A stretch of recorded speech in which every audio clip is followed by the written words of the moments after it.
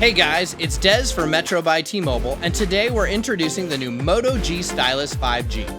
A 5G smartphone with a big screen, quad camera system, built-in stylus, and powerful battery, all on T-Mobile, the leader in 5G.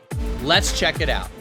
The first thing you'll notice is that the G Stylus has a large 6.8-inch Max Vision Full HD Plus screen. It's great for watching your favorite shows and videos. The screen also works with the built-in stylus, which is perfect for taking notes, editing photos, or even a little downtime. The Moto G Stylus 5G also features a quad camera system with a 48-megapixel main camera, an 8-megapixel ultra-wide, and a 5-megapixel macro camera. The G Stylus 5G offers up to 2 days of battery life on a single charge with its large 5,000 mAh battery.